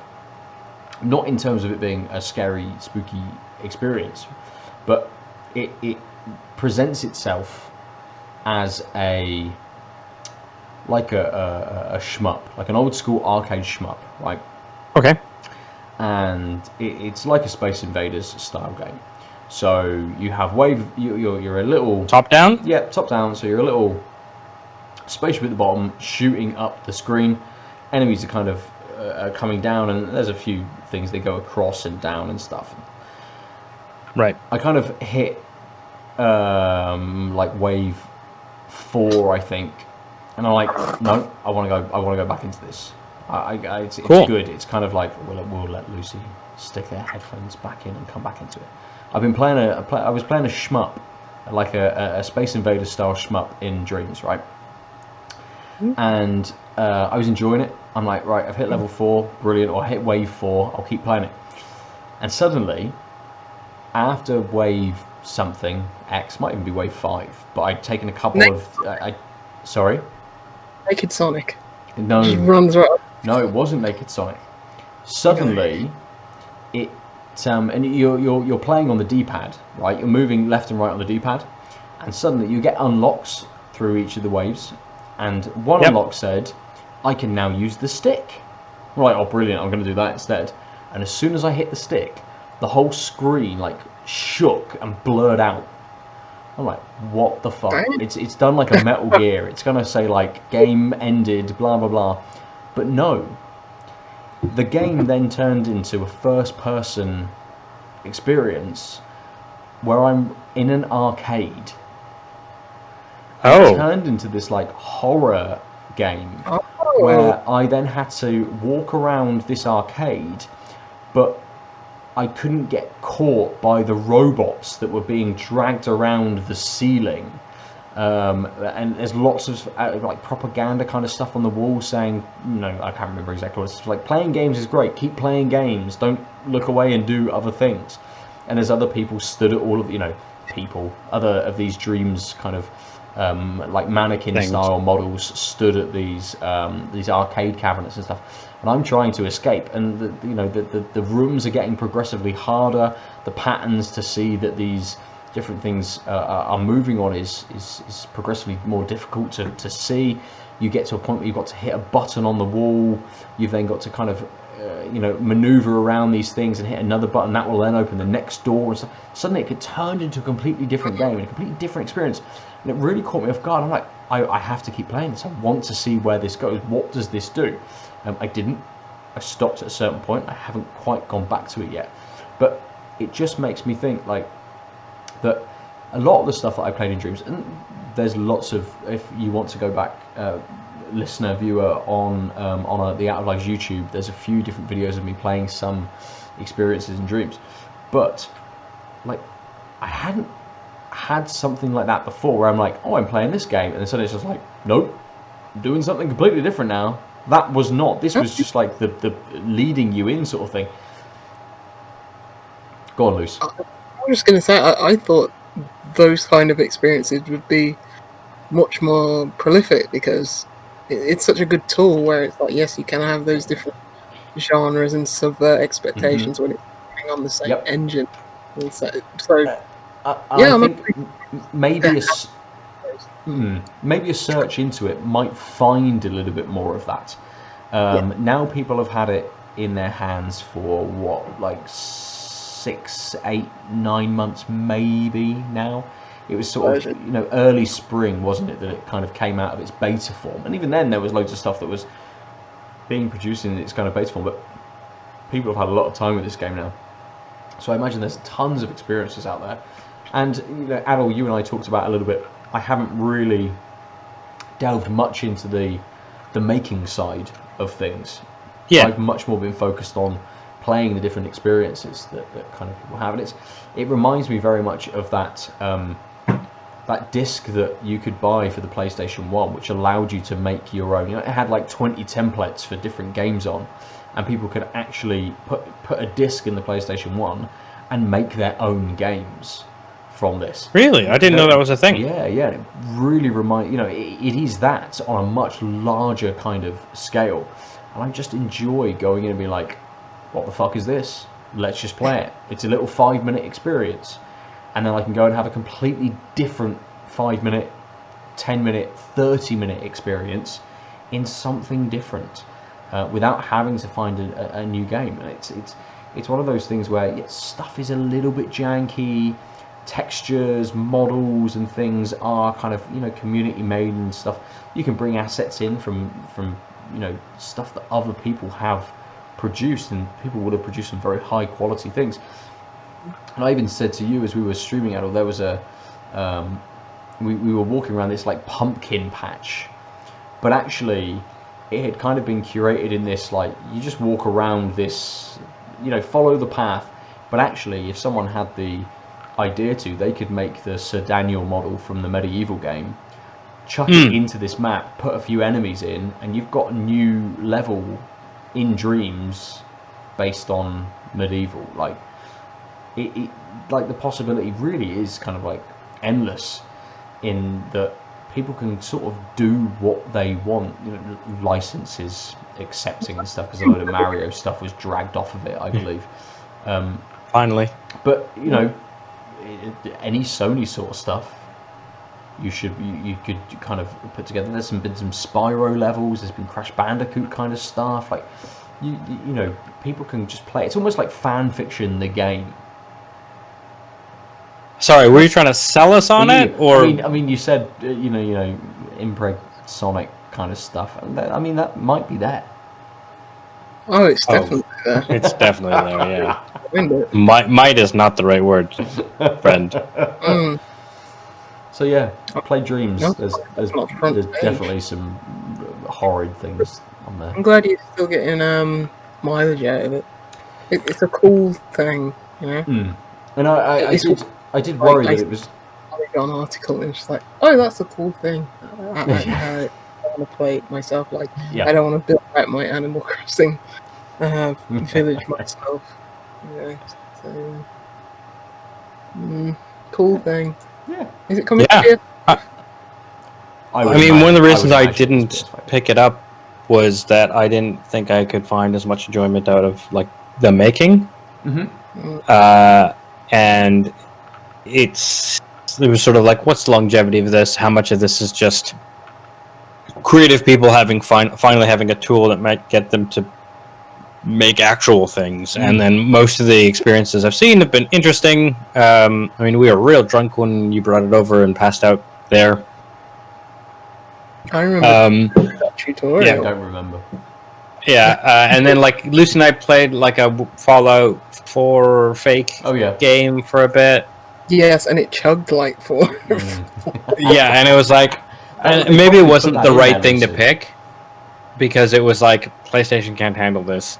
And I was like, cool, okay, well this seems like a lot of interesting stuff, but I don't play enough games as it is, and I'm not going to spend money on a game of almost games, even if there's lots of them. But it's nice to hear that the community has stuck around at least a little bit. I wouldn't be surprised if there's also like seasonal pushes where people are like, aha, I have an idea for a Christmas game, because I'm sure there's Christmas assets, and so there's going to be like mini waves. Very much, yeah. And I think that the same as we were saying with Fall Guys with the seasons and stuff. I think with Media Molecule, they are probably constantly making different assets, and they do different like game jams. So they'll release a load of stuff and say, make a game only with these assets, or with these kind of tools and stuff, or make an experience or something with just this, or to this theme. There's lots of that kind of stuff going on as well, to give people a little bit of direction in sort of the stuff that they're producing. So I mean, there'll definitely be a Christmas kind of wave, I would imagine, and that might be kind of the next time I sort of go back to it. I'll play a little bit more maybe next week, a few more spooky games whilst they're kind of on there. And that's the kind of thing I was drawn to when the game sort of first came out. Anyway, I wanted those kind of to see how much kind of atmosphere and stuff could be put into these experiences and what people can do with kind of like the engine and the tools that they've got to make things. So I'm definitely drawn to that, and it's definitely one of the reasons I went back to it this week to have another look. But yeah, I might go and I mean last year I played and it's definitely there was a first-person shooter where you were Santa running around shooting people with snowballs. Like they're just some ridiculous kind of like little things that people make. So yeah, I mean it is enjoyable, but as you say, Aadil, it is a game of almost games. I wonder like how well that would do on like PC if they brought it to PC. Because there's a part of me, it's like, yeah, that seems right for like PC, but then would people just rather like use actual tools and like Unity and stuff? Yeah. Cool thing. They should pack that in with PlayStation 5 instead. Yeah, absolutely. On top of like Astrobot or something. Like that. Oh, I forgot Astrobot was a thing. Was it Playroom? Yeah, whatever that thing's called. Yeah. I'm sure it'll be fine. Tech Demo 1. I'm sure everyone will be like, I'll play this for 5 minutes as I die in Demon Souls for the 18th time. Yeah, you'll get your little card that comes up saying it'll only take you 2 minutes to do this in Astrobot 5 or whatever it is that's happening. So. I still haven't watched that dashboard thing. Oh, look, it's interesting. It is interesting to see kind of what they've done. And I've heard about it just like from the podcasts or whatever. It seems like something that could potentially be cool, but I doubt it will be supported. Yeah. That's absolutely the thing with that. Yeah, I can see the first parties using it, and it's a lot of it makes sort of sense. You know, you can suddenly bring up a second screen and watch someone do a difficult kind of puzzle or something that you are stuck on, but who knows where that actually. For this. Sorry. There's precedence for this. It was called the Xbox Snap feature. Oh? It's called the Snap feature. Yes, yeah, it's the same. It's the same. Nobody used it, and I'm an advocate of the Snap feature, but it was just a hassle. It was. She's on the gin. Yes. We're probably finishing soon. You could probably make me one as well if you like. Me and be on the gin party tonight. Oh, your gin's orangey. Yes, it's peach and orange blossom gin. Peach and orange. I only have whiskey That's and fine. vermouth. You can join. Yeah, that's fine. Yeah. But Actually, there's communal gin in the kitchen that I paid into. I should remember that. Ooh, communal gin sounds like a good idea. I mean, it's communal gin here, really, isn't it? So that's fine. Yeah. Good. So I'm enjoying Dreams again. I'll be playing it a little bit more and delving in and out of it, I think. Nice. That's probably it for us this week. We'll discuss our beers. Aadil, I realise we didn't get to you for a topic, but we'll start with you next week with whatever your. I mean, you watched me play the game I was going to talk about, and it should be up on the site before next week, but I'll probably talk about. Ticks. Yes. Yeah. Next week, because I like the look of that, but I didn't manage to get to watch much. Yeah. And I might I'll have another game by then because he's on a roll. Well, it turns out scheduling me streaming a thing means I have to at least play one game a week.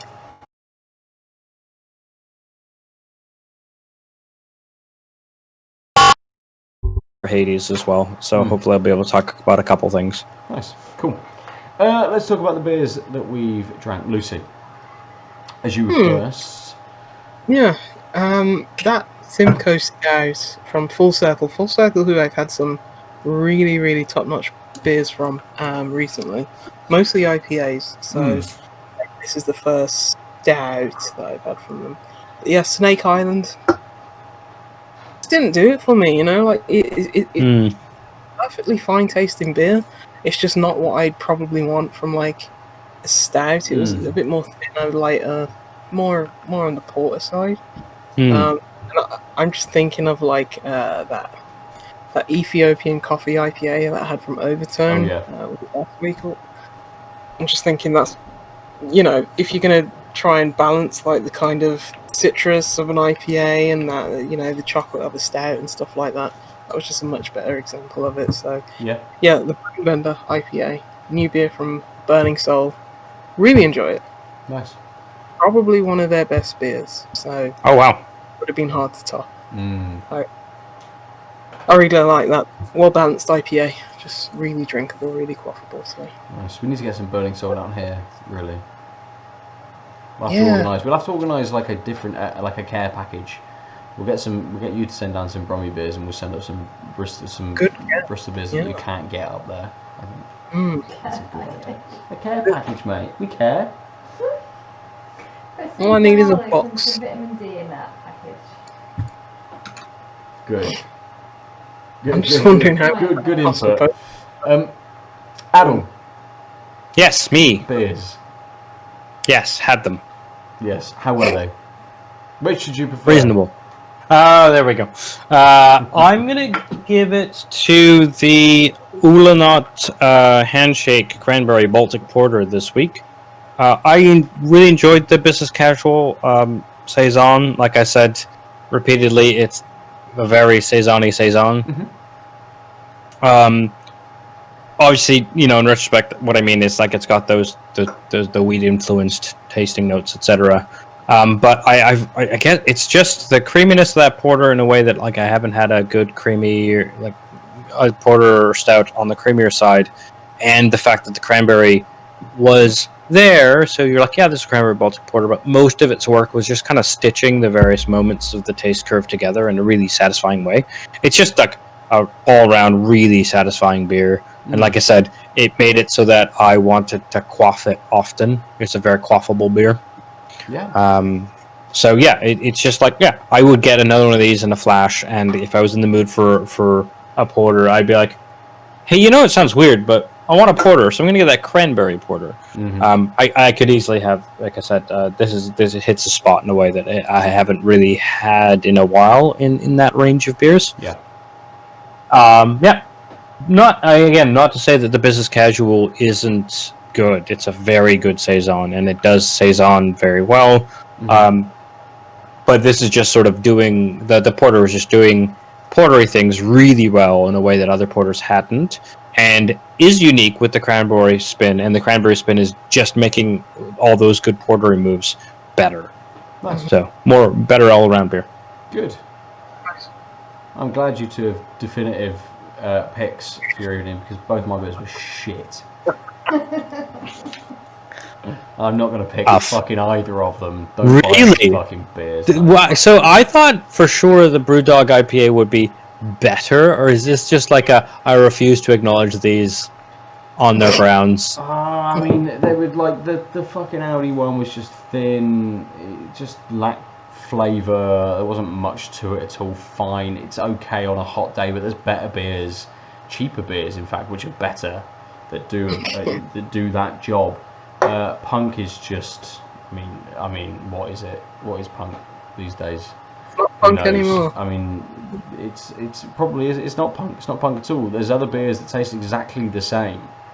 It doesn't do anything kind of different. It's as we were talking about. It's kind of, is the recipe the same?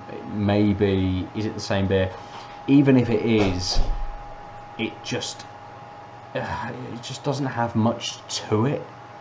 Yeah. Like so many people are like, oh yeah, Brewdog got me into craft beer, punk IPA, blah blah blah. I mean, it's just like fine as an initial kind of like opening door into the scene, sure, but like as soon as you then have the next kind of brewery or you get something local, you're going to gravitate towards that a lot more.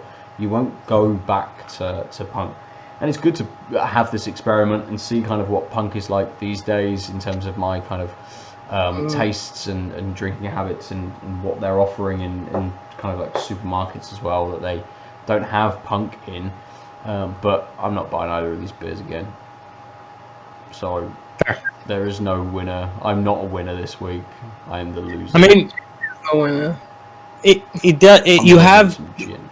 I was say you have made us all winners in that. Like sometimes Punk IPA is on tap at the random bar you go to, and you have now discouraged me from not just getting the local random like camera ale that's going to be on tap in the same pub because.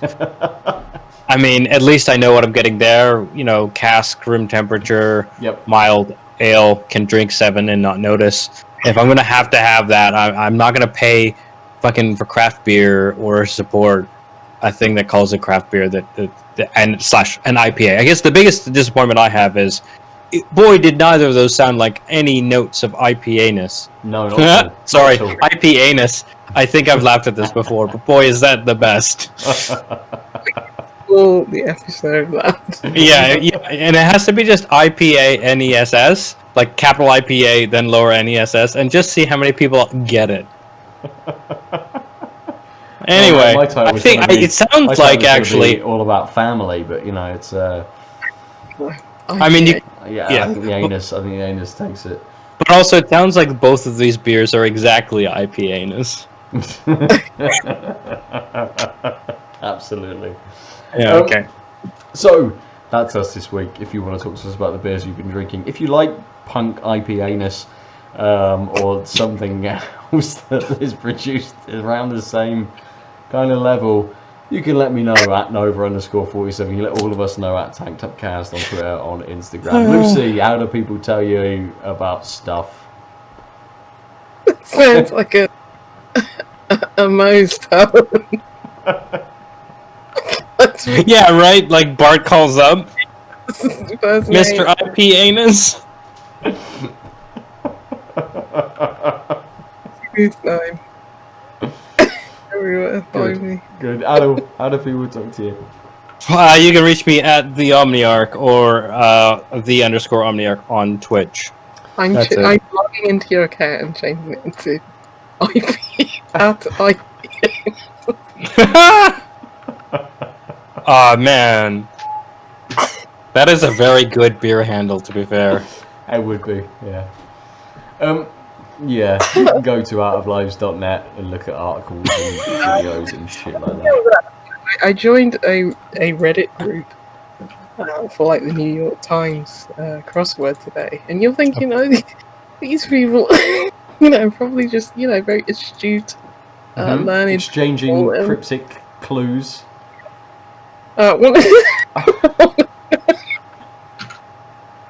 Did not expect the username Kitty_butthole to be Nice. Aw, man, the internet's great, guys. clues. All I love about this is like the fact that I can see them. Oh, dear. Did it just say follow for lewds?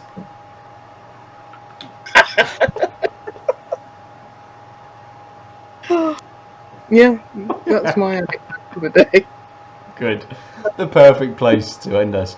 Thank you for listening. End us, indeed, yeah. Yeah, it did end us, yeah. Thank you for tuning in. If you did so, do some stuff. Bye. Enjoy your life. Yeah. Thanks, bye. Ciao. www.outoflives.net